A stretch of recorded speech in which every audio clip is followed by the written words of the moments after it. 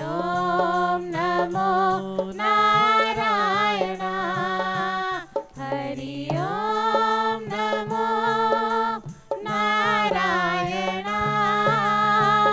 ओम नमो नारायण हरि ओम नमो नारायण। गुरु परम पिता परमेश्वर गुरु पूर्ण अवतार गुरु ही जीवन ज्योत है गुरु ही रूप साकार गुरु कृपा की छाँव में जो आए एक बार सहज योग को प्राप्त कर पाए मुक्तिदार गुरुवाणी अमृत धारा जो पीवे सो पार गुरु वचनों में बसा हुआ सब ग्रंथों का सार गुरु साधक की साधना गुरु ही है विश्वास जिस हृदय भक्ति बसे वही गुरु का वास गुरु की सेवा सफल है काटे जो जमता गुरु सुमिरन से नहीं बड़ा जग में कोई जाप गुरु बिना है गति नहीं जाने सब संसार जो गुरु को धारण करे कर ले वो उद्धार गुरु की महिमा अनंत है गा सके नहीं कोई गुरु को शत शत नमन करे गुरु ते बड़ा न कोई हाथ जोड़ वंदन करो करो यही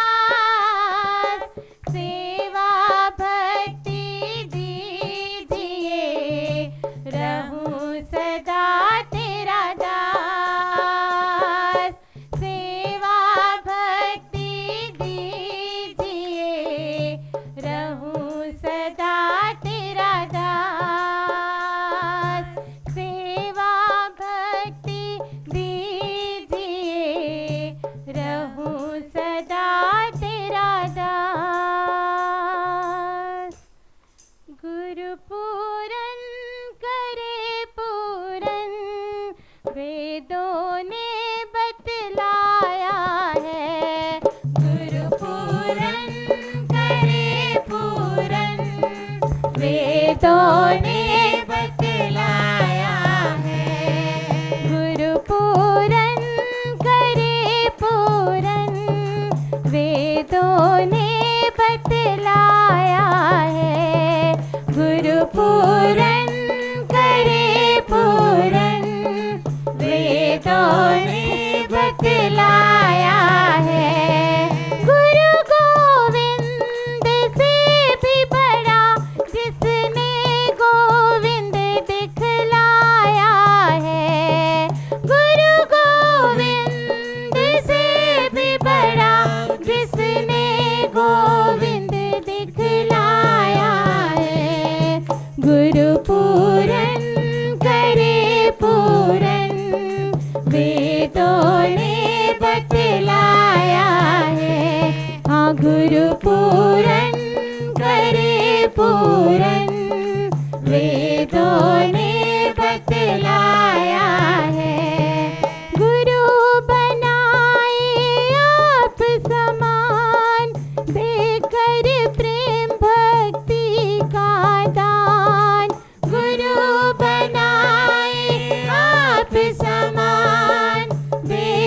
हर प्रेम भक्ति का दान। हस्ती भांति प्रिय में टिकाए, नाम रूप तो नाश जान। हस्ती भांति प्रिय में टिकाए, नाम रूप तो नाश जान। गुरु महिमा सबसे बड़ी, कोई भी गा नहीं पाया है। गुरु महिमा सबसे बड़ी, कोई भी गा नहीं पाया है। गुरु गोविंद से भी बड़ा, जिसने गोविंद दिखलाया है। गुरु गोविंद से भी बड़ा, जिसने गोविंद दिखलाया है। गुरु पूरन करे पूरन, वेदों ने बतलाया है। गुरु पूरन करे पूरन, वेदों ने बतलाया है। ओम की जब तू छेड़े तान, पशु पक्षी होते मस्तान। ओम की जब तू छेड़े तान, पशु पक्षी होते मस्तान। हर प्रेमी हो जाए अमर, करके आत्म रस का पान। हर प्रेमी हो जाए अमर, करके आत्म रस का पान। आत्म मस्ती पाई जब अपनी हस्ती को मिटाया है।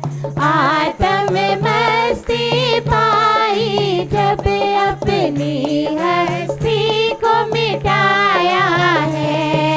गुरु गोविंद से भी बड़ा, जिसने गोविंद दिखलाया है। गुरु गोविंद से भी बड़ा, जिसने गोविंद दिखलाया है। गुरु पूरन करे पूरन, वेदों ने बतलाया है।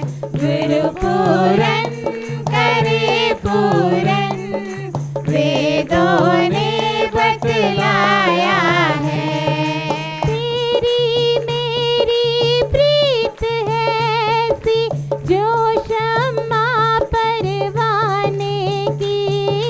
तेरी मेरी प्रीत है ऐसी, जो शम्मा परवाने की।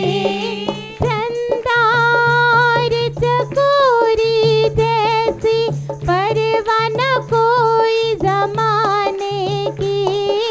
चंदा और चकोरी जैसी, परवाना कोई जमाने की। आत्म बोध हुआ है जब चरणों में सर को झुकाया है। आत्म बोध हुआ है जब चरणों में सर को झुकाया है।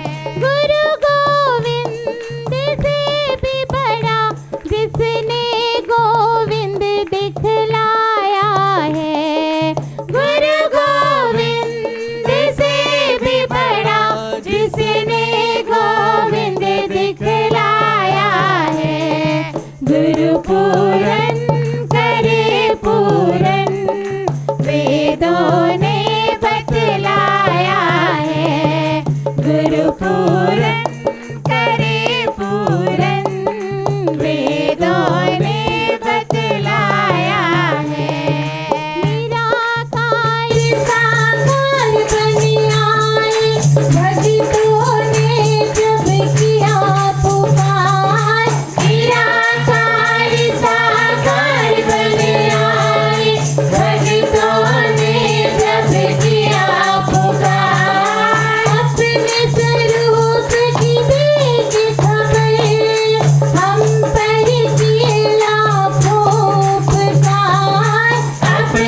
स्वरूप की वेद खबर हम पर की लाखों प्रकार। कैसे करें शुक्राने तुम्हारे, नैनों ने नीर बहाया है। कैसे करें शुक्राने तुम्हारे, नैनों ने नीर बहाया है। गुरु गोविंद से भी बड़ा जिसने गोविंद दिखलाया है। गुरु गोविंद से भी बड़ा जिसने गोविंद दिखलाया है। गुरु पूरन करे पूरन, वेदों ने बतलाया है। हाँ गुरु पूरन करे पूरन, वेदों ने बतलाया है। गुरु गोविंद से भी बड़ा जिसने गोविंद दिखलाया है। गुरु गोविंद से भी बड़ा जिसने गोविंद दिखलाया है। गुरु पूरन करे पूरन, वेदों ने बतलाया है। गुरु पूरन करे पूरन, वेदों ने बतलाया है। गुरु पूरन करे पूरन, वेदों ने बतलाया है।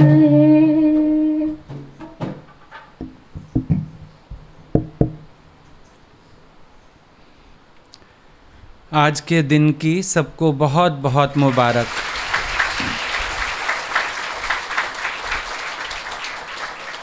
दरअसल गुरु पूर्णिमा उस दिन नहीं होती जिस दिन कैलेंडर में लिखी हो। गुरु पूर्णिमा उस दिन है जिस दिन मुझे सतगुरु मिल जाए और मैं उनको पहचान लूँ और उनकी महिमा को भी जान लूँ। जब तक हमने महिमा नहीं जानी, हमने उनको नहीं पहचाना, हमारे लिए एक रिवाजी त्यौहार है ये। आध्यात्म जगत में पूर्ण सतगुरु अगर कसौटी हैं तो साथ ही साथ पूर्ण शिष्य की भी कसौटी है। सतगुरु कामिल, मुरीद हो आमिल, फिर ब्रह्म सत्ता अनुभव रूप में शामिल होती है। गुरु पूरा है, शिष्य का पुरुषार्थ अधूरा है तो भी काम नहीं बनेगा। आज के दिन आप लोग सुनते होंगे गुरु दर्शन का बड़ा महत्व है। गुरु दर्शन का महत्व एक दिन नहीं है, असल में तो एक साधक के जीवन में गुरु दर्शन एक महत्वपूर्ण पुरुषार्थ है, एक इम्पोर्टेंस है गुरु दर्शन की हर एक साधक के जीवन में। और जैसे तुम देखते हैं एक नन्हा पौधा होता है, उसको सूर्य की किरणें चाहिए ताकि वो पोषित हो सके। साधक की साधना वो नन्हा पौधा है और गुरु दर्शन, गुरु के पास से आने वाली वो दिव्य किरणें, वो इस पौधे को पोषित करने के लिए बहुत ज़रूरी हैं। अगर हम महत्व नहीं जानते गुरु दर्शन का तो हम सिर्फ बाहरी दर्शन करते हैं और कभी कभी तो बाहरी दर्शन में भी चूक करते हैं। कबीर जी मिले थे एक बार एक से, साधक था। उन्होंने उससे पूछा, बाकी अनुभव ठीक हैं तेरे, मुझे ये बता गुरु दर्शन के लिए कब कब जाता है। मुझे तेरे से ये जानना है कि तू गुरु दर्शन के लिए कब कब जाता है। वो कहने लगा, भाई मैं तो बड़ा व्यस्त हूँ, कारोबारी आदमी हूँ, गुरु दर्शन के लिए तो मुश्किल ही निकल पाता हूँ, कभी कभार होया या करता हूँ, जैसे मौका मिलता है, समय मिलता है, क्योंकि कभी तो मौका नहीं बन पाता, गुरु की तरफ से हुक्म नहीं होता, और कभी कभी मेरा मन और मेरा समय ये भी बाधा बन जाते हैं। अधिकतर लोगों के जीवन में होता है ऐसा। कबीर जी ने उसको कहा, अरे मूर्ख, गुरु दर्शन को जाइए दिन में कई कई बार, कि जैसे तू देखता है बसंत ऋतु होती है और उसमें बादल रह रह के बरसते हैं, थोड़ी थोड़ी देर में फिर बरसते हैं, फिर बरसते हैं। ऐसे गुरु के दर्शन से जो अमृत बरसता है, उसके पान करने के लिए तो दिन में कई कई बार जाना चाहिए। बार बार कोशिश करनी चाहिए उनके दर्शन हो जाएं, उनकी झलक मिल जाए। गोपियाँ बहाने कर कर के जाती हैं। क्यों जाती हैं? भगवत दर्शन के लिए जाती हैं। कबीर जी ने उसको समझाया, बोला साधक का तो धर्म है दिन में कई कई बार गुरु का दर्शन करे। चलो दिन में कई बार नहीं जा सकता, कम से कम दिन में एक बार तो जरूर चला जा दर्शन करने। अगर एक बार भी नहीं जा सकता, चल 2 दिन में एक बार चला जा। वो फिर बहाने बताने लगा, 3 दिन में, 4 दिन में। कबीर जी ने कहा, चल हफ्ते में 1 दिन दर्शन करने चला जा। उतना भी नहीं जा सकता, 15 दिन में तो जरूर जाना चाहिए। कहने लगे, आखिरी रियायत देता हूं, महीने में 1 बार तो गुरु दर्शन के लिए तुझे जरूर जाना चाहिए। उनके पास बैठ के बातचीत करके हालचाल दे के अपना अच्छी तरह बात करके आना चाहिए। अगर दूर देश रहता है कहीं, तो भी साल में 2 बार जरूर जाना चाहिए। इतना गुरु के दर्शन का महत्व है। कबीर जी समझाने लगे, नियम की बात बताने लगे, लेकिन वही बात है, इंसानी बुद्धि है ना। कहता है गुरु तो अंदर होते हैं,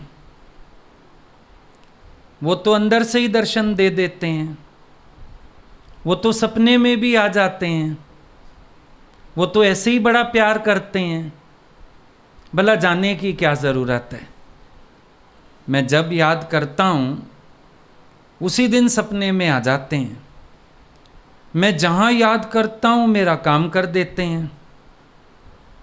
अब ये भी धारणा लोगों की रहती है, हम जहाँ भी हैं आपको याद कर रहे हैं, हम जहाँ भी हैं आपके साथी हैं।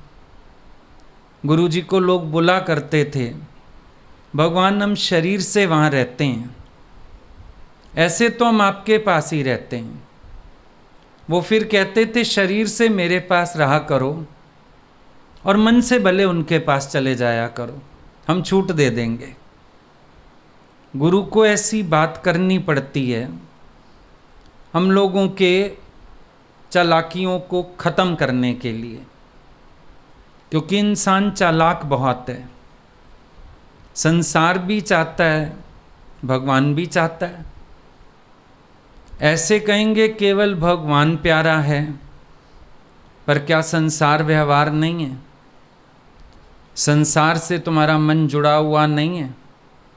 संसार को नहीं चाहते हो? सारा दिन संसार की बात, लेना देना, आना जाना, ये सब नहीं है?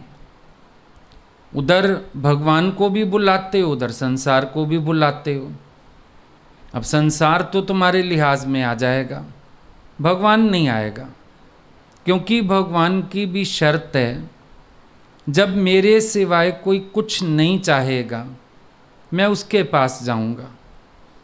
जो मेरे सिवाय कुछ और की भी कामना करता है वो फिर संतुष्ट है, अभी खुश है। अब जिस बच्चे ने खिलौने से मन लगा लिया, माँ अपने काम कर लेती है चार। जो संसार से मन लगा के खुश रहता है, भगवान कहता है इतने में चार का और कल्याण कर रहा हूँ, ये तो अभी बिजी है, अभी तो इसको रोना नहीं आ रहा मेरे लिए, अभी तो ये दुनियादारी करके खुश, दुनियादारी में मिलजुल के खुश, संसार को प्यार करके खुश। तो ऐसे लोग ऐसी दलीलें दिया करते हैं, भाई हम क्या एक फॉर्मेलिटी करें बाहर से जाने की, भगवान तो जहाँ याद करो वहीं हैं, मेरे साथ ही रहते हैं।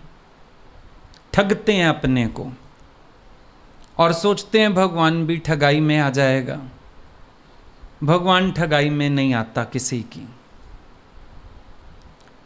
माणू तकींदो मुंह तिंजो, दाता डिसंदो दिल तिंजो। भगवान दिल देखता है सबकी, हृदय देखता है सबका, अंदर की भावना को देखता है हमेशा, बाहरी बात नहीं।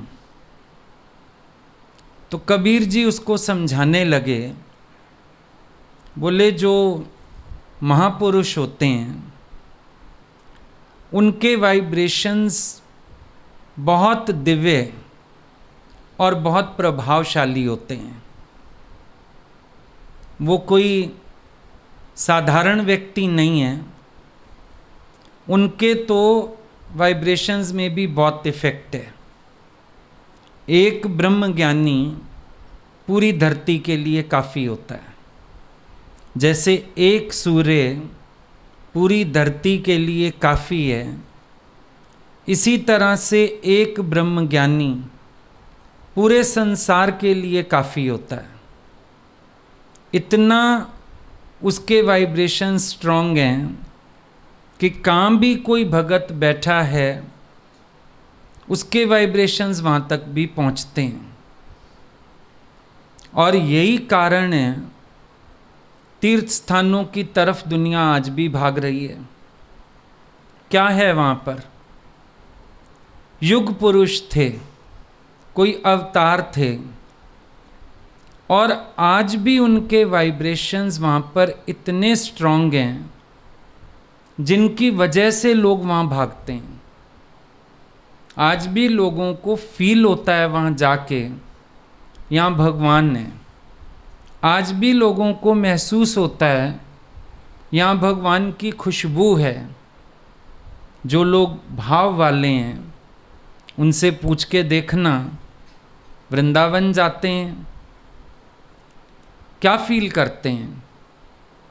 कोई तो जाएगा खाली देख के आएगा, कई लोग सैर सपाटे के लिए जाते हैं, कई लोग नियम बनाते हैं, पर कोई भाव वाला जाता है, वो वहाँ से भगवान की खुशबू लेके आता है, महसूस करके आता है यहाँ पर भगवान ने अवतार लिया था, यहाँ भगवान ने ये लीला करी, यहाँ ये लीला करी। एक समय अवतार थे वहाँ पर। वैष्णो देवी लोग जाते हैं, पहला पड़ाव आता है वाण गंगा। भाई क्या है? यहाँ देवी माता ने केश धोए थे अपने, चरण पादुका। वहाँ वो 1 मिनट रुके थे, देखा था पीछे भैरव आ रहा है, कितनी दूर है, चरण छप गए, चरण पादुका तीर्थ हो गया। वो गर्भ जून में भाई 9 महीने देवी माता ने तप किया था यहाँ पे। क्यों जाते हैं? ऐसा महसूस होता है कि वहाँ पर वाइब्रेशंस हैं, आज भी वाइब्रेशंस हैं। अब गुरु कौन है? गुरु जीता जागता अवतार है। जीता जागता तीर्थ है। साधक को ये जीवंत तीर्थ में ज़रूर जाना चाहिए।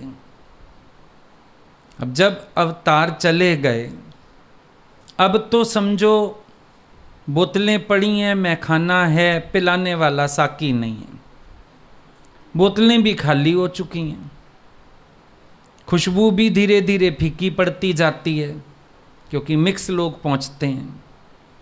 पर जब अवतार बैठा रहता है जीवंत सामने, उसके वाइब्रेशंस भी प्योर हैं, उसकी प्रेजेंस की बात ही अलग है। उसके सामने होने से जो प्राप्त होता है वो ऐसे प्राप्ति नहीं हो सकता है। जीवंत तीर्थ, चल तीर्थ हैं, जीवंत तीर्थ हैं। अचल तीर्थ तो बाद में बन जाते हैं, पर जब जीवंत चीज मिल रही हो, आप भी जानते हो इस बात को कि अगर आपको कोई चीज फ्रेश मिल रही हो, आप बासी नहीं खरीदते हो। बड़ा आपको इंपॉर्टेंस लगती है फ्रेश चीजों की।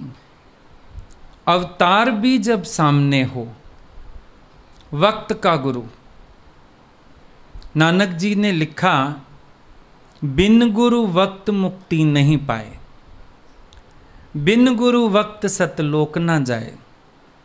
वक्त के गुरु की जरूरत है, वो हमारा कल्याण कर सकता है।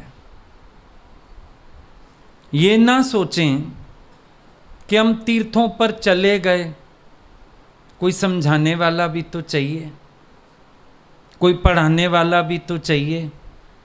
महिमा है उन तीर्थों की, कभी अवतार हुए, उनके वाइब्रेशंस आज भी हैं। जैसे धरती पे बारिश आती है, वापस नहीं जाती, अवतार भी जब आते हैं उनकी खुशबू से धरती कभी खाली नहीं होती है। लेकिन फिर भी महिमा जीवंत तीर्थ की इसलिए है कि वो आपको आपके स्तर पे आके समझा सकता है, डायरेक्ट वाइब्रेशंस दे के आपका कल्याण कर सकता है, आपका उत्थान कर सकता है। रामकृष्ण परमहंस के पास तरह तरह के लोग आते थे, वो अपने स्पर्श द्वारा उनके अंदर करंट पास करते थे अपना। एक एक व्यक्ति को स्पर्श से भी तारते थे, इतना उनके वाइब्रेशन स्ट्रांग थे। जैसे छुआ था विवेकानंद को, उसको समाधि लग गई थी। जैसे एक आदमी को करंट आ रही हो, अगर छू लें उसको, दूसरे को भी करंट आ जाती है। इसी तरह से जब भाव समाधि में आते थे रामकृष्ण, अगर किसी को छू लेते थे, वही वाइब्रेशंस अगले के अंदर भी पहुंच जाते थे और वो भी भाव समाधि में चला जाता था। इतने चल तीर्थों की महिमा है। तभी बात आई ना कि सतगुरु कोई साधारण व्यक्ति नहीं होता है। उनको कभी साधारण समझने की भूल मत करना। उनके भीतर जो अलौकिक सत्ता है प्रकट, उसको पहचानने की कोशिश करो। साधक का धर्म है चल तीर्थ पर चल के आए और अपना प्रसाद लेके जाए, बहाने ना करे, ये काम वो काम, काम तो चलते रहेंगे। कई बार लोग बाद में होश में आते हैं, जब अवतार होता है उस समय तो वैल्यू नहीं करते, बाद में होश में आते हैं, लेकिन फ़ायदा नहीं। गुरु के पास आने से पहले देखो, हम लोग भी मंदिर द्वारे जाते थे, शास्त्र भी कोई ना कोई पढ़े ही थे, पर वो हमको जगा नहीं पाए। एक गुरु है जो बार बार आत्मा की बात करता है, ज्ञान याद दिलाता है, सत्य की निष्ठा कराता है, पैरों पे खड़ा करता है, आपको भी शेर बनाता है। गुरु पूर्ण करे पूर्ण। गुरु खुद शेर शिवोहम की गर्जना करता है, हमें भी शेर शिवोहम की गर्जना करनी सिखाता है। देखो, शेर मांस खाता है, गुरु अध्यास खाता है।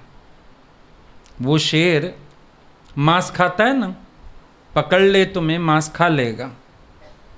जिस दिन शेर गुरु पकड़ ले, वो देह अध्यास खाता है तुम्हारा, उसको मांस से प्रयोजन नहीं। शेर को मांस से प्रयोजन है, अध्यास से नहीं। गुरु को अध्यास से प्रयोजन है, मांस से प्रयोजन नहीं। गुरु तुम्हारा देह अध्यास खाता है, तुम्हारी मैं को खत्म करता है।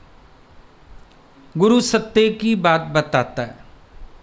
आज उस तीर्थ में तुम गए, स्नान किया, माथा टेका, आ गए।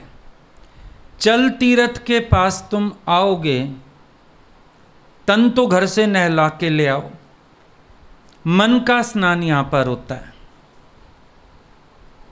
गुरु मन का स्नान कराता है, मन को शुद्ध करता है, मन को पवित्र बनाता है। तुम्हारे मन के पवित्र होते ही तन अपने आप पवित्र हो जाता है। वहां कभी नहीं हुआ गंगा में डुबकी लगाई शरीर ने और मन द्वैत से खाली हो गया हो, मन शुद्ध हो गया हो। तन की शुद्धि से मन शुद्ध नहीं होता, पर मन की शुद्धि से तन भी शुद्ध हो जाता है। जब हमारा मन पवित्र है, हमारे विचार पवित्र हैं, हमारी सोच पवित्र है, तो इंद्रियां तो अपने आप ही पवित्र हो जाती हैं। मन का प्रभाव तन पर पड़ता है। जितना अपने मन को पवित्र बनाते जाते हैं, तन की शुद्धि का प्रयास ही नहीं करना पड़ता। भीतर की शुद्धि से बाहर शुद्धि आने लगती है। अंदर संयम की ताकत जाग जाए, इंद्रियां अपने आप संयम में आ जाती हैं, संयमित हो जाती हैं। ऑटोमेटिक प्रोसेस है ये। कभी विचार करके देखोगे तब तुमको समझ में आएगा कि तन को पवित्र करने के पीछे दुनिया भागी, तीर्थों में लाभ नहीं हुआ। गुरु ने मन को पवित्र किया। बाहर से हमने तिलक किए वहां पे जाके, भाई चरण धूल है, यहां पे तिलक लगा लें, मस्तक को तिलक लगाया। गुरु ने तुम्हें तिलक लगाया, यू आर दैट। वहां सिर झुकाया और उठा लिया। पर जीवंत तीर्थ के पास आ जाओ, सिर झुका तो मर्जी से लोगे, उसके बाद गुरु उठाने नहीं देगा इसको, उसके बाद मैं नहीं करने देता तुमको। तो जीवंत तीर्थ की महिमा होती है। जागृत जागृत तीर्थ, जीवंत तीर्थ, उसकी महिमा है। वहां तो हम मर्जी से गए, मर्जी से आए, किसी ने हमें समझ ही नहीं दी, जागृति कहीं से नहीं आई। पर गुरु के पास आके हम लोग जाग पाए। लोगों ने बोला हम वहां जाते हैं, अपने कर्मों का पश्चाताप करके आ जाते हैं।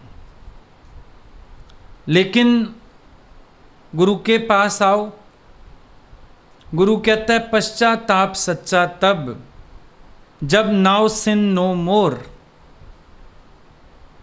अगर तुम मेरे से वायदा करो दोबारा ये भूलें नहीं करोगे तब मैं माफ़ी दूंगा। वहाँ तो कर्म भी तुम्हारे, माफ़ी भी तुम्हारी, गुजारा चल गया आराम से। पर गुरु प्रसन्न नहीं होगा अगर तुम्हारे जीवन में दोबारा से वही कर्म देखेगा, उससे रुख नहीं मिल पाएगा। और सबसे बड़ी एक बात देखना, जो अचल तीर्थ हैं वहाँ हमारे प्रेम को रिस्पॉन्स नहीं है। गुरु के पास हमारे प्रेम को रिस्पॉन्स मिलता है, गुरु रिस्पॉन्ड करता है। वहाँ हम पूछ नहीं सकते, गुरु से हम पूछ सकते हैं। वहाँ हम सिर्फ प्रसाद खा के आ जाते हैं। यहाँ गुरु एक को ओम सतगुरु प्रसाद हमारे जीवन में धारण करवाता है। उतारो इसको जीवन में, अपने जीवन को परिवर्तित करो, इस सत्य को धारण करो। आज के बाद तुम झूठ में नहीं जियोगे, गुरु तुमसे ऐसा संकल्प कराता है।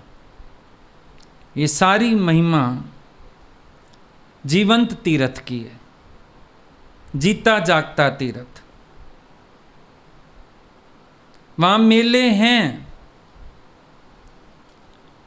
लेकिन कोई प्यार करने वाला नहीं, कोई प्रसाद देने वाला नहीं।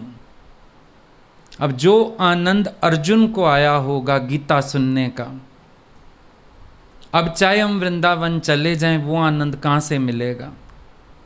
वो तो अर्जुन नहीं चखा। जो स्वाद राधा को आया होगा भगवान के साथ झूले में बैठने का, अभी तो हम खाली झूले दे के आते हैं जन्माष्टमी पे, भगवान को झूले झुला के आ गए। जो स्वाद गोपियों को आया होगा भगवान की रास में, हम तो अकेले ही नाचते रहते हैं, क्या मजा आया। पर जब साकार गुरु मिलता है, जीवन में बाहर आती है।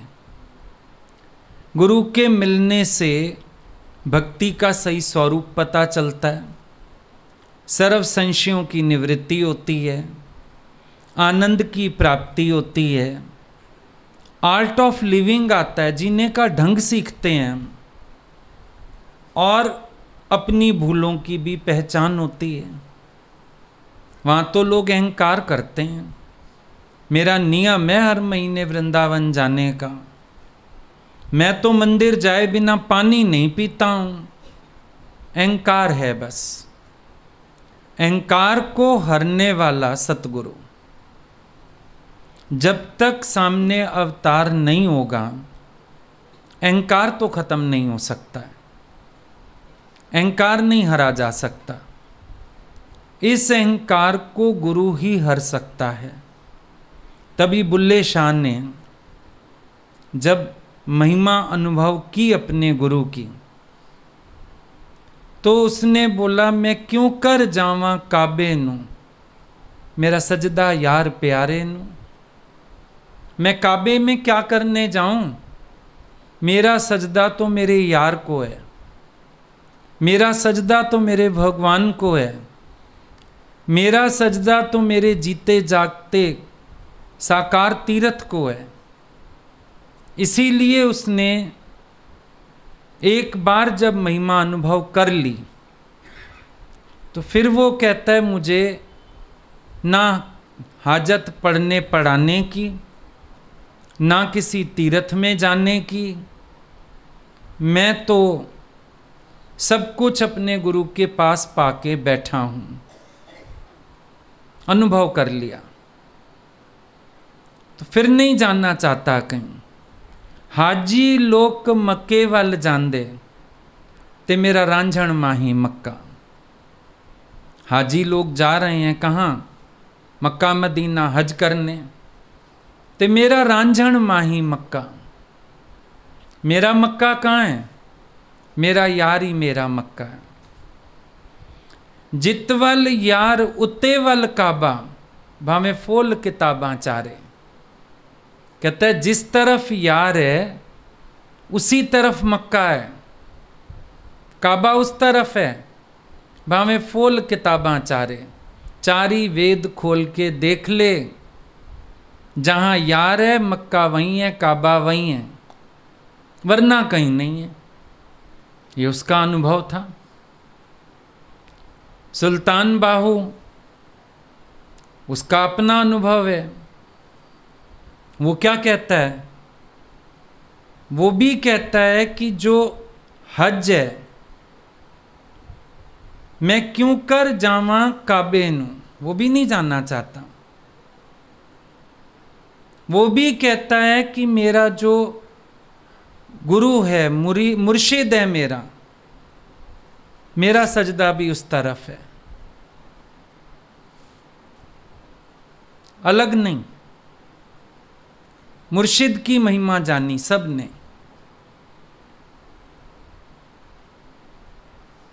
तो ये जिसको समझ आएगा चल तीरथ की महिमा, उसके पास बहाना नहीं होगा कोई भी। जब भगवान के सजदे के लिए बहाना हो ना, समझ लेना अहंकार है, सांसारिक आसक्ति है, सांसारिक मोह और लोभ है, जिसने उस व्यक्ति के पांव जकड़े हुए हैं। वरना जो महिमा जानता है वो रह नहीं सकता भगवान के बिना।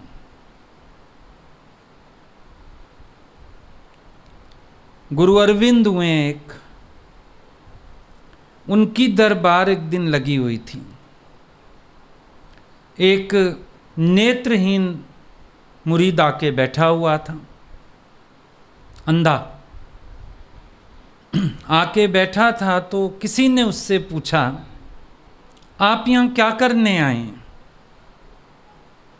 कहता है मैं गुरु दर्शन करने आया हूं। वो कहने लगा, पर आप गुरु दर्शन कैसे करोगे?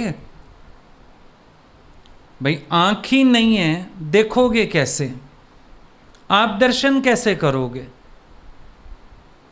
हंसने लगा वो, बोला दो आंख नहीं है तो क्या हुआ, मेरा रोम रोम गुरु के दर्शन कर रहा है, मेरा रोम रोम अनुभव कर रहा है। वो सामने बैठे हुए हैं और उनकी अलौकिक कृपा मेरे रोम रोम को सहला रही है। मैं तो बहुत प्यारा दर्शन कर पा रहा हूं, मैं महसूस कर पा रहा हूं उनको। मेरे को बाहर की आंख से देखने की जरूरत नहीं है, लेकिन मैं उनके वाइब्रेशंस को फील कर पा रहा हूं। बाहर से देखा तो क्या देखा, मजा तो तब है जब कोई महसूस कर पाए। गुरु को देखा नहीं जाता, गुरु को महसूस किया जाता है। गुरु को देखते ही कुछ महसूस होता है। बात असल में ये है, देखो एक अभिमानी व्यक्ति है, वो कुछ नहीं महसूस करेगा। आप कई बार नोटिस करना, कई लोग तो सत्संग में आके बहुत भीग जाते हैं, दर्शन करके ही भीग जाते हैं, और कईयों को देखो ठूठ से रह जाते हैं। ना उनका मन भीगता है, ना उनको कोई उमंग तरंग होती है, ना कोई शौक आता है, ना कोई जोश आता है। देखा और छोड़ दिया। और उनको लगता है ये बाकी लोग पागल हैं, पीछे पीछे भाग रहे हैं, दीवाने हुए हैं, रोजाना चाहते हैं। सुबह आते हैं तो कहते हैं शाम को भी आने दें, हम आ जाएंगे। एक सत्संग पूरा होता है, इनको इंतजार शुरू हो जाती है, रास्ते में कहते हैं कल फिर आना है। ये पागल लोग हैं क्या? उनको ऐसे दिखते हैं। लेकिन कई ऐसे होते हैं जिनको दर्शन का महत्व पता होता है, जिनको दर्शन से कुछ प्राप्त होता है, भाई सोचने वाली बात है, सारे ब्रह्मांड की सत्ता एक शरीर में सिमट के हमारे सामने आ जाए और हमें कुछ हो ही ना, इससे बड़ा अंधापन और क्या होगा। भाई 3 लोक की सत्ता एक देह में सिमट गई, उसकी अलौकिकता का कोई वर्णन हो सकता है क्या? अपने आप ही उसको देख के कुछ कुछ होने लगता है। दरअसल जो दर्शन है ना, ये भी एक कला है। जिसके पास दर्शन की कला है उसको तो पड़ेगा कुछ पल्ले, जिसके पास दर्शन की कला नहीं उसके पल्ले कुछ नहीं पड़ेगा। कोई तो साधारण देख के जाएगा, कोई दृष्टांत पॉइंट नोट करके ले जाएगा, मैं भी सुनाऊंगा, लेक्चर में मेरे पावर आ जाएगा। लेकिन जिसने गुरु का दर्शन किया वो मर के मिट्टी हो जाएगा, गल जाएगा, खत्म हो जाएगा, उसका अस्तित्व ही कहाँ बचेगा, वो कुछ सोचेगा ही कहाँ। इसीलिए दर्शन को आर्ट कहते हैं, क्योंकि जब हम गुरु का दर्शन करते हैं 2 घटनाएं एक साथ घटती हैं, एक बाहरी एक अंदरूनी। 2 घटनाएं साथ साथ घटेंगी। एक स्थूल तौर पर आंखें देखेंगी, एक आंतरिक जगत में घटना घटेगी। देखो, सेब गिरा, ये घटना सबकी देखी हुई है, सबने, कई लोगों ने देखा होगा सेब गिरा पेड़ से। पर न्यूटन ने देखा, उसका देखना देखना था, क्योंकि उसने देखने की दोनों शर्तों को अंदर पूरा हो जाने दिया। इतिहास रच दिया ना। वही सेब तो देखा सबने गिरता हुआ पेड़ से, न्यूटन ने भी देखा है। लोगों के यहां एक घटना घटी बाहरी, जब एक घटना घटे और दूसरी ना घटे आंतरिक, पहली घटना भी व्यर्थ हो जाती है। पर जब बाहर की घटना के साथ अंदर की घटना घट जाए, काम बन जाता है। न्यूटन के पास दोनों घटनाएं इकट्ठी घट गईं। सबने देखा पेड़ से सेब गिरा, न्यूटन ने भी देखा, लेकिन उसको ग्रेविटेशनल पुल समझ आ गया। इतिहास बना दिया ना। अब हमने देखा गुरु को, दर्शन किया। कैसा दर्शन किया? बाहरी किया, आंतरिक किया। यही फर्क रावण के और हनुमान के दृष्टि में है। रावण ने देखा राम जी को, क्या देखा? वनवासी मानव है। इससे ज्यादा उसका दिमाग चला? बाहर की ड्रेस देख ली, वनवासियों वाली ड्रेस है,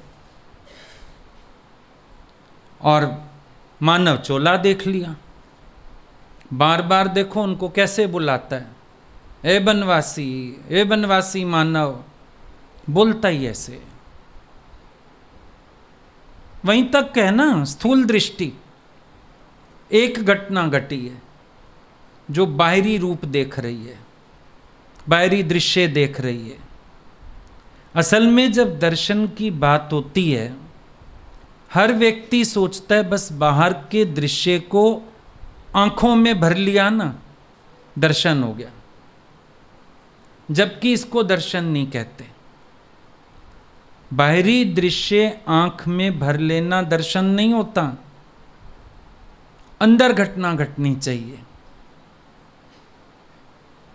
बात आती है रावण के दरबार में जब अंगद खड़ा था, तो वो बहुत घूर घूर के रावण की तरफ देखने लगा। एक साधारण देखता है कोई व्यक्ति तो चलो देख रहा है, एक व्यक्ति आंखों से कोई विशेष भाव प्रकट कर रहा हो तो थोड़ा ऑकवर्ड लगता है ना कभी कभी। अब वो देखे जा रहा है तो इसको अजीब लग रहा है। रावण ने आखिर पूछ लिया, बोला तू ऐसे घूर घूर के मेरी तरफ क्या देख रहा है, क्यों देख रहा है इस तरह से? अंगद कहने लगा, हनुमान जी जब यहां से होके वापिस आए थे ना, और फिर मेरे आने का बना, तो हनुमान जी ने मुझे बताया था कि जब तू रावण की दरबार में जाएगा ना, एक आश्चर्य देखियो, बहुत बड़ा आश्चर्य दिखेगा तुझे एक। रावण हंसने लगा, बोला मेरी लंका में तो आश्चर्य ही आश्चर्य है, एक आश्चर्य क्या ढूंढ रहा है? पहले लंका पानी में बनी हुई, सोने की बनी हुई, मायावी हैं सब लोग, तो आश्चर्य ही आश्चर्य हैं। बोला मेरी लंका में तो आश्चर्य ही आश्चर्य है, तू कौन सा आश्चर्य देख रहा है, विशेष आश्चर्य? बोला ना ना, हनुमान जी कहते थे वो आश्चर्य ना स्वयं लंकेश को भी नहीं पता, ऐसा आश्चर्य है वहां पे। अब वो बड़ा क्यूरियोसिटी हो गई रावण को, मेरी लंका में ऐसा आश्चर्य जिसकी मुझे ही पहचान नहीं, मुझे ही पता नहीं। वो बार बार पूछे, बता ना कौन सा आश्चर्य, कौन सा आश्चर्य देख रहा है जो मुझे भी नहीं पता और हनुमान भी देख गया, तेरे को भी दिख रहा है, कौन सा आश्चर्य? बोला मुझे अपने सामने 20 आंखों वाला अंधा दिख रहा है।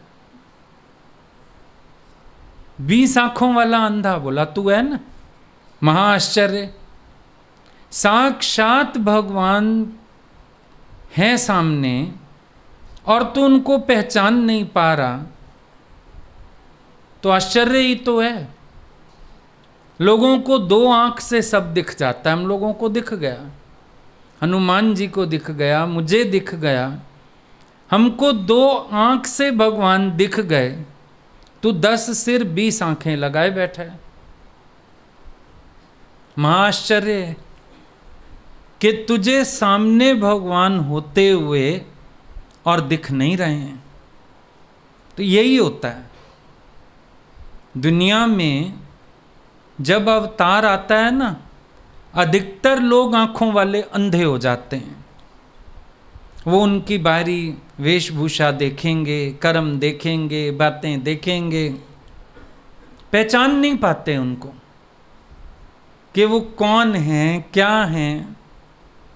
वो रावण की तरह आंखों वाले अंधे, कुछ नहीं पता उनको। यही हालत है ना।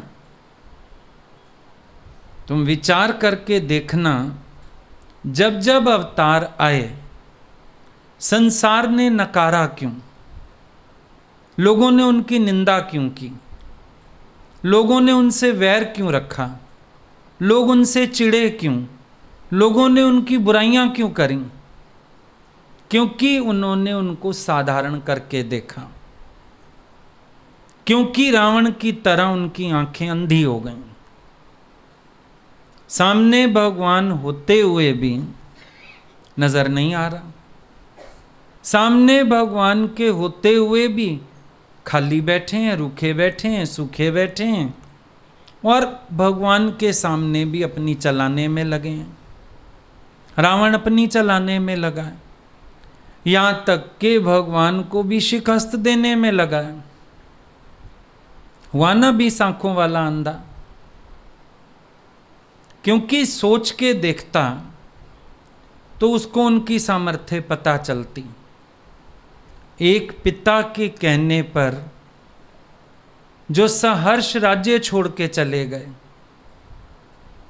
भाई वापिस भी बुलाने आए हैं तब भी नहीं गए, ये शक्तिशाली पुरुष इतना, संयमवान पुरुष इतना, ये साधारण व्यवहार तो है ही नहीं। दिखता है दुनिया वालों को साधारण व्यवहार, पर उस साधारण व्यवहार में जो असाधारण बातें छिपी रहती हैं वो बस भक्तों को नजर आती हैं, भाव वालों को। बाकी तो सब रावण की तरह अंधे, कहने को आंखें लगी हुई हैं पर है अंधापन, प्राप्ति कुछ नहीं है। अंदर में उनके कोई भावना वाली बात नहीं है। अच्छा, दूसरी तरफ हनुमान जी को देखो। रावण को अंधा कहा गया, हनुमान जी को अंजन कहा गया। अंजन क्या होता है? नेत्रों की शोभा, श्रृंगार नेत्रों का। हनुमान जी को इतनी ऊंची उपमा दी गई है, क्यों? वो इसलिए कि जैसे ही पहली बार मिले ना, राम जी को देखा हनुमान जी ने, पता है क्या पूछा? आप अखिल भुवनपति लीन मनुज अवतार। उसने ये प्रश्न किया था राम जी से, आप अखिल भुवनपति, पूरे ब्रह्मांड के मालिक, लीन मनुज अवतार, आप वही हैं ना? आप वही हैं ना जो सर्व सृष्टि के मालिक होते हुए एक मनुष्य रूप लेके आए हो? हनुमान जी ने ऐसे भगवान से बात की थी पहली बात। रावण ने उनको वनवासी मानव बोला था अहंकार से, हनुमान जी ने श्रद्धा की नेत्रों से देखा था और बड़े प्यार से पूछा था, आप वही हैं ना? अखिल भुवनपति लीन मनुज अवतार, मनुष्य रूप लेके आए हो पर आप तो कोट ब्रह्मांड के मालिक हो, वही हो ना? मेरे भगवान जिनकी मैं इंतजार कर रहा हूं, वही हो ना? ये उसकी भावना थी, इसीलिए उसका नाम अंजन दिया गया है। नेत्रों की शोभा है हनुमान जी। भावना की बात देखो। भगवान कृष्ण मथुरा में गए, वहां क्या हुआ? कईयों ने तो नवल किशोर का दर्शन किया, कईयों ने प्रेमी प्रियतम का दर्शन किया, कईयों ने शत्रु करके देखा और कईयों ने दीन बंधु भगवान करके देखा। एक ही कृष्ण मथुरा में गए हैं, लेकिन लोगों की भावनाएं कितनी कितनी फर्क, सब ने उनको अलग अलग भावना से देखा। तभी बोला है कि भावना से दर्शन होता है, आंख से दर्शन नहीं होता है। भगवान का दर्शन भावना से होता है। अब तुम गुरु का दर्शन किससे करते हो? स्थूल दृष्टि से करते हो, भाव दृष्टि से करते हो। और भाव दृष्टि में भी कौन सा भाव लेके बैठे हो? क्योंकि जाकी रही मन भावना जैसी, प्रभु मूरत देखी तिन तैसी। जिसकी जैसी भावना है वो भगवान का दर्शन वैसा करता है। हम ये देखें हमारी भावना कैसी है, और अपनी आंखों को देखो। भगवान का सौंदर्य देखने के लिए, गुरु का सौंदर्य देखने के लिए अपनी आंखों को तैयार करना पड़ता है। भावना से अपनी आंख को तैयार करते हैं, तब हम भगवान का दर्शन कर पाते हैं, वरना भगवान का दर्शन नहीं कर सकते हैं। तैयार करना पड़ता है अपने मन को, अपने भावों को, अपनी आंखों को, तब दर्शन होता है। ऐ तन मेरा चश्मा होवे, मुर्शद वेख ना रज्जा हो। लू लू मुंड चश्मा होवे, एक एक रोम रोम चश्मा हो जाए। एक खोला एक कज्जा हो। इतने डिठियां भी मैनू सबर ना आवे, होर केड़े वल भज्जा हो। ये सुल्तान बाहू के शब्द। ए तन मेरा चश्मा होवे, कहते हैं गुरु का दर्शन आंखों से नहीं, रोम रोम से करूं। रोम रोम उनका दर्शन करे, रोम रोम आंख बन जाए। एक आंख खोलूं, एक आंख में उनको समा के आंख बंद कर लूं। इतना दर्शन करके भी मेरे को चैन नहीं आता, मैं और कहां जाऊं, और कहां देखूं जाके। ये दर्शन की महिमा है।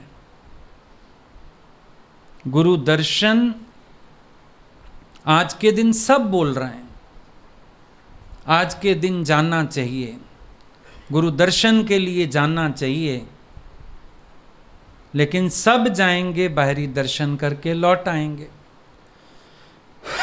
ज्यादा में ज्यादा कहेंगे भेंट चढ़ा लें, ज्यादा में ज्यादा आरती कर लें, ज्यादा में ज्यादा फूल रखाएं। यही आता है, फूल फल कपड़ा मिठाई। कई पैरों को धो के चरणामत पी आएंगे, कई पैरों में मत्थे टेक आएंगे। ये दर्शन नहीं है। जो भीतर से दर्शन है, भीतर की आंख खुले, उसको दर्शन कहते हैं। बाहरी दर्शन को दर्शन नहीं कहते हैं। हम आए, हमने बाहर से देखा, बहुत सुंदर लग रहे थे, बहुत अच्छी ड्रेस पहनी थी, बस। फिर किसी ने भजन गाया, फिर किसी ने कविता सुनाई, फिर किसी ने ऐसे किया, हो गया दर्शन। इसको दर्शन नहीं कहते हैं।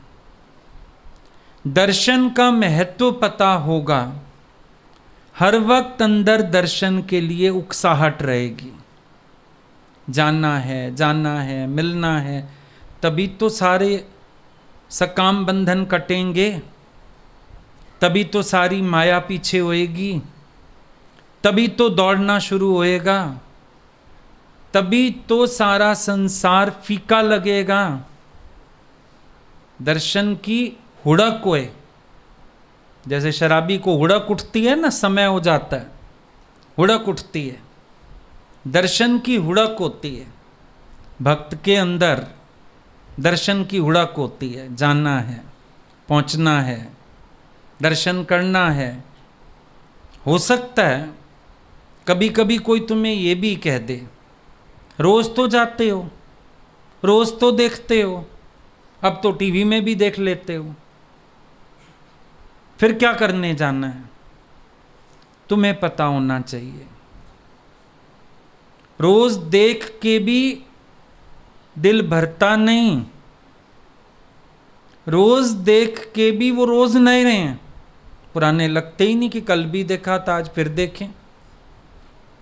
रोज नए, साहिब मेरा नित नवा, नहीं होवे पुराना। और सामने जाके जो हम दर्शन करते हैं, उसकी भी महिमा बस हमको पता है, उसकी भी वैल्यू केवल हम जानते हैं, बता नहीं सकते किसी को। क्या बताएं? जो फील होता है सामने बैठ के, वो बताने की तो बात ही नहीं।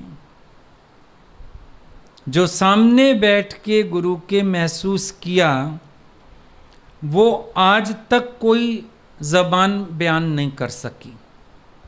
सब कुछ बयान हो गया, वो अनुभव आज तक बयान में नहीं आ सका। हद इतना कह सकते हैं, हमने वाइब्रेशंस फील किए, कुछ मिला, कुछ मेल्ट हुआ, ऐसे ऐसे शब्दों से तुक्के मार सकते हैं। लेकिन उसको फील करने के लिए हर एक को खुद आगे बढ़ना पड़ता है। किसी की फीलिंग फील नहीं करा सकती, किसी की फीलिंग मोटिवेट कर सकती है, पर फील तो सबको खुद होता है। मजनू ने लैला पसंद कर ली, काली कलूटी करूप एकदम। बाप उसको कहता है मैं तेरे को एक से एक सुंदर लड़की लाके दिखाऊंगा, छोड़ इसको, करूप है ये। हंसने लगा, बोला मेरी आंख से देखो, इससे सुंदर कोई है ही नहीं। आपके लिए करूप है, पर मेरी आंख से देखो, इसका सौंदर्य देखना है ना, मेरी आंख से देखो। गुरु का सौंदर्य सिर्फ गुरु के भक्त की आंख को दिखता है, बाकियों को तो दर्शन की भी वैल्यू नहीं होती। बाकी लोग नहीं समझ पाते हैं। देखा ना कभी चित्र, ना चरित्र ही पड़े, रसिकों के संग में कभी जो होते नहीं खड़े। सतगुरु से जिनके हृदय के नाते ना जुड़े, उनको तो ये प्रेम रस तमाशा लगेगा। उनके लिए तमाशा है, वो नहीं जानेंगे, वो तो बौखलाएंगे। सब इनको क्यों पूछते हैं, जहाँ ये पहुँच जाते हैं लोग इनके पीछे ही चल देते हैं। इनकी इतनी महिमा क्यों होती है, सड़ेंगे, कुड़ेंगे, दुखी होएंगे, क्योंकि उनके पास रावण वाला रवैया है। रावण की तरह आंखें हैं, कि दुनिया में होशियार हैं आंखें, कह सकते हैं 20 आंखें उनकी भी, क्योंकि दुनिया में बड़े होशियार हैं। चीटिंग करने में, किसी को पागल बनाने में, बेईमानी करने में, चीज़ें परखने में, पॉलिटिक्स करने में बड़े इंटेलिजेंट हैं। तो आंखें तो 20-20 हैं। कई लोग तो बोलते भी हैं। माएँ अक्सर घरों में कहती हैं मेरी 2 आंखें नहीं है, 4 हैं, मेरे को पीछे दिख रहा है तुम क्या कर रहे हो। तो कोई 4 आंख वाले, कोई 20 आंख वाले, कोई 10 आंख वाले, वैरायटी है दुनिया में। लेकिन सब उतनी आंखों वाले अंधे, क्योंकि दर्शन नहीं कर पा रहे। और आज गुरु की एक महिमा समझ में आती है, अंधे तो हम लोग भी होंगे। उन्होंने कृपा करके ऐसी नजर बख्शी। अर्जुन को दिव्य दृष्टि भगवान कृष्ण देते हैं। कौन सी दिव्य दृष्टि? अपने को पहचानने की। जब कोई शरण आ जाता है, भगवान ही कृपा करके नजर देते हैं और हम उनको पहचान पाते हैं। हमें पता चलता है वो क्या है, वो कौन है, उनकी महिमा क्या है। वरना तो अवतार भी सामने से निकल जाता है, किसी को पता ही नहीं चलता ये कौन है। वो तो साधारण ही समझते हैं ना, ढूंढ रहे हैं। कभी भगवान के साथ गुरुद्वारे जाना होता था, कोई मंदिर देखने जाते थे, हम लोगों को हंसी आती थी। लोग प्रार्थनाएं कर रहे हैं, भगवान साथ खड़े हैं, उनके साथ वाला ही प्रार्थना कर रहा है, भगवान दर्शन दो, भगवान ऐसा करो, और भगवान पास खड़े मुस्कुराते रहते थे। हुए ना अंधे? पास भगवान जो खड़ा है उसको नहीं देखा, सामने मूर्ति को देख के प्रार्थना किए जा रहे हैं। तो कृपा हुई है। आज हम गुरु को जान पाए, गुरु को पहचान पाए, गुरु को समझ पाए, ये भी उनकी कृपा हुई। नहीं तो रावण की तरह आंखें बंद रह जाती। आज भले हम शुक्र मानते हैं, हनुमान की तरह आंखें खुली, भगवान को जाना, देखा, दर्शन किया, दोनों घटनाएं घटी, वरना तो ऐसे ही चले जाते संसार से। कितनी भारी गलती कर देते, भगवान को भी साधारण करके देखते। कितनी भारी गलती कर देते, भगवान सामने और हम मंदिरों में ढूंढते फिरते। बच गए। बड़ी बात है, आज भगवान ने अपनी महिमा जनवा दी, लेकिन फिर एक सावधानी। जब क्राइस्ट को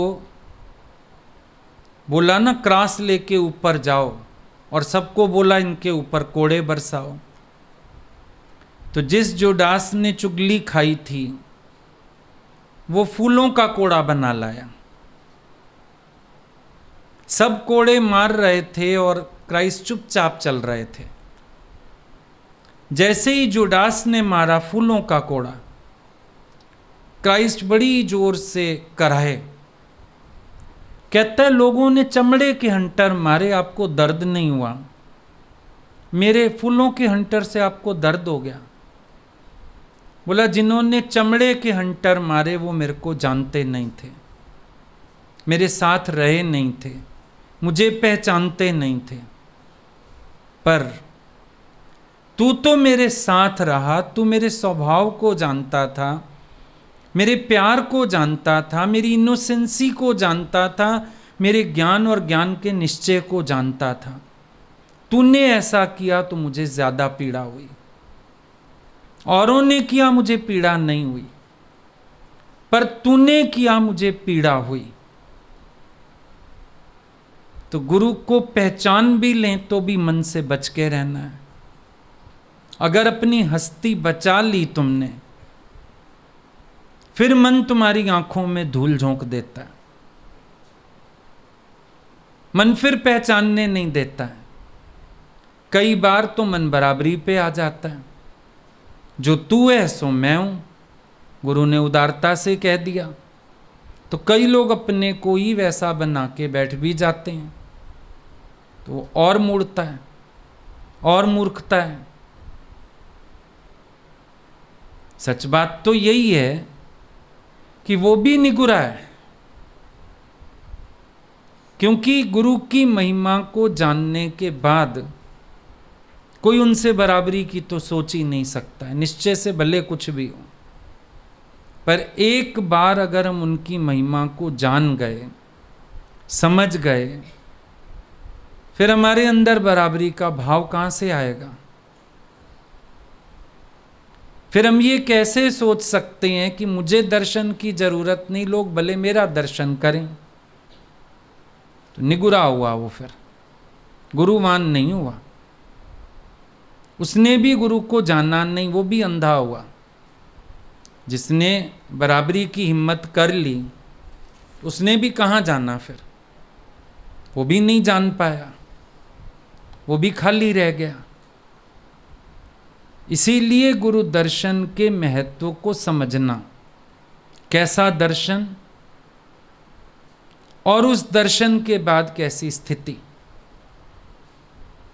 ना तो ऐसा हो कि हमारे पास सुविधा हो और तब भी हम मन के कहने से माया को प्रेफरेंस दें, भगवान को ना दें।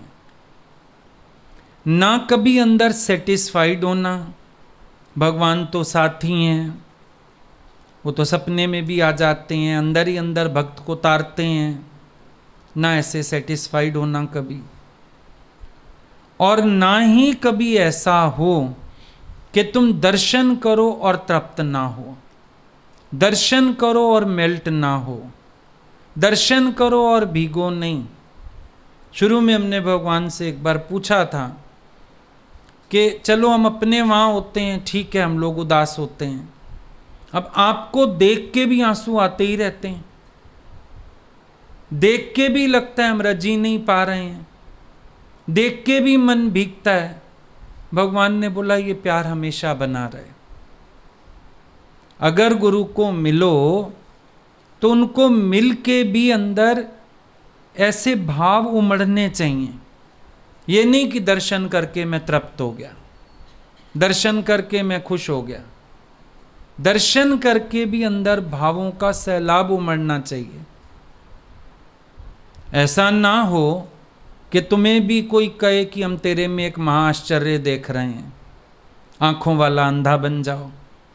दर्शन भी ऐसा करो जिसमें तुम्हारे अंदर फिर भाव उमड़े, फिर प्यार उमड़े, रोज नया दर्शन, नई झांकी नजर आए। लोगों ने नई झांकी देखनी होती है ना मंदिरों में, भगवान का श्रृंगार बदलते रहते हैं। भाई श्रृंगार बदलने से झांकी बदल जाएगी। बाहर के वो डेकोरेशन चेंज कर देते हैं, झांकी बदल जाएगी। बाहर भगवान की झांकी नहीं बदलनी, भगवान वही रहे। तेरे मन के नए नए भावों से जब तू दर्शन करेगा ना, तो झांकी रोज नई समझ में आएगी। और गुरु भक्ति में ये बात सिद्ध होनी चाहिए कि हम रोज नए भावों से दर्शन करें, रोज नई झांकी समझ में आए, और रोज अंदर कितना भी भरना चाहूं फिर भी अतृप्ति रह जाए। तब होती है गुरु पूर्णिमा। नाम गुरु पूर्णिमा क्योंकि गुरु पुराण है, लेकिन साधक की भाव हमेशा अमावस वाले। एक बार गीता भगवान ने किसी से पूछा था, तुम्हारा प्यार कैसा? अमावस का चांद, पूर्णिमा का चांद? फटाफट बोला पूर्णिमा का चांद। उन्होंने बोला ना, पूर्णिमा के बाद कलाएं घटती हैं। इस प्रेम की कलाएं रोज बढ़नी चाहिए, दर्शन का महत्व रोज बढ़ना चाहिए। कल तक भी रह सकता था, आज नहीं रह सकता हूं। कल तक भी मैंने गुजारा कर लिया भगवान के बिना, अब नहीं कर सकता हूं। कल तक भी मैं अपनी माया में मस्त था, आज भगवान तेरे बिना नहीं जी सकता हूं। तो गुरु तो पूर्ण मां बन के, सारी कसौटियां पार करके, देखा है ये अभी आजकल जो ये पूर्णिमा आती है बरसातों वाली, आषाढ़ वाली शायद कहते हैं, सावन वाली, इसमें जो चांद निकलता है इस पे मनाते हैं गुरु पूर्णिमा। काली रातों के बाद बादलों को भी छिन्न भिन्न करता हुआ जो आज चांद निकलेगा, गुरु पूर्णिमा, जो अपने जीवन में सब अनुभव पार करके आया है, सब परीक्षाएं निराकार की, साकार की, सब परिस्थितियां, सबको क्रॉस करके आज चमका है। इसीलिए वो पूर्ण है और पूर्ण मां बन के हमारी पालना भी करता है। लेकिन हमें ये ध्यान रहे, प्यार कब किसका पूरा होता है? प्यार का पहला हर्फ ही अधूरा होता है। हमने कभी पूर्णता वाली बातों में नहीं जाना। हमने नित्य अपनी प्रीत बढ़ानी है, प्यार बढ़ाना है। जैसे चकोर मर भी जाता है ना, तो भी आंख चांद की तरफ। ऐसे मेरे अंदर प्यार हो गुरु के प्रति, खींचो दर्शन की, कि आंखें हमेशा उनके दर्शन के लिए प्यासी।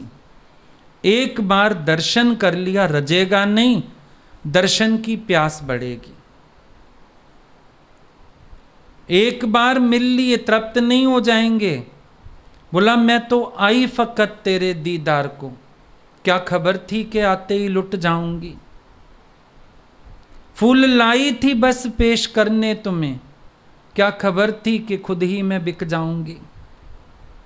आए तो दर्शन करने, आए तो ठंडक लेने, आए तो शीतलता लेने। दुनिया से तो आ गई ठंडक, पर यहां की तड़प जग गई और तड़प गए। और डर लगता है किसी दिन ये ना कह दें कल से मत आना, और डर लगता है किसी दिन ऐसा ना हो दर्शन ना मिले। हमारी पूर्णिमा यूं है, हमारा नित्य नित्य बढ़ता प्रेम हमारा नित्य समर्पण, ये हमारी तरफ से पूजा है, ये हमारी बंदगी है, ये हमारी बंदगी, ये हमारी भक्ति। तो गुरु पूर्णिमा कुछ यूं मनानी है, गुरु की पूर्णता का एहसास करते हुए, भाव सहित ऐसा दर्शन हो जिसमें मैं भीग भी जाऊं और कभी मेरी उमंग भी ठंडी ना पड़े, तो असली गुरु पूर्णिमा। ठीक।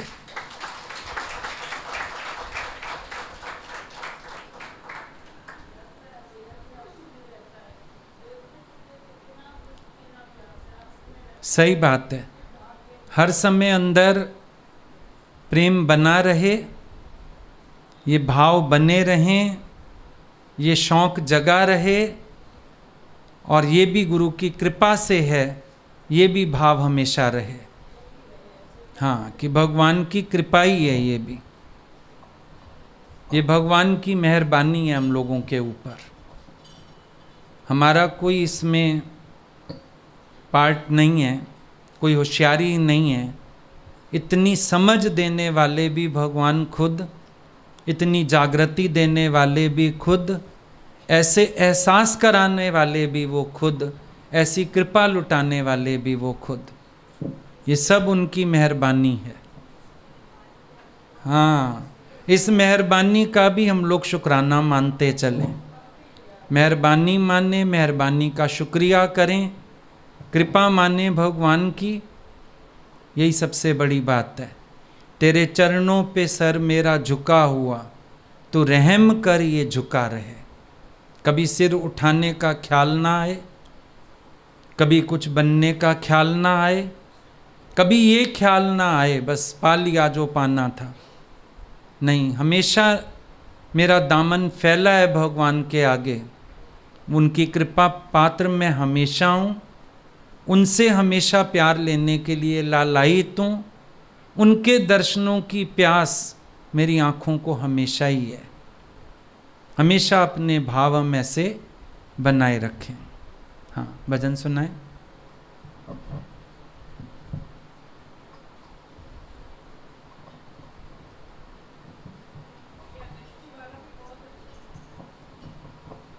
सारे तीर्थ धाम आपके चरणों में,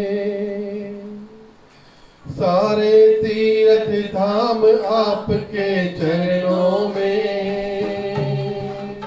हे गुरुदेव प्रणाम आपके चरणों में, हे गुरुदेव प्रणाम आपके चरणों में। सारे तीर्थ धाम आपके चरणों में, सारे तीर्थ धाम आपके चरणों में। हे गुरुदेव प्रणाम आपके चरणों में, हे गुरुदेव प्रणाम आपके चरणों में। हृदय माँ गौरी लक्ष्मी कंठ शारदा माता है।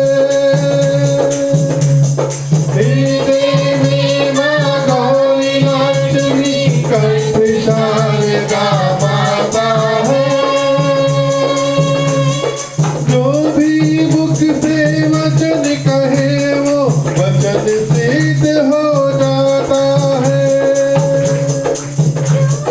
जो भी मुख से वचन कहे वो वचन सिद्ध हो जाता है। गुरु ब्रह्मा है, गुरु विष्णु है, शंकर भगवान आपके चरणों में। है गुरु ब्रह्मा है, गुरु विष्णु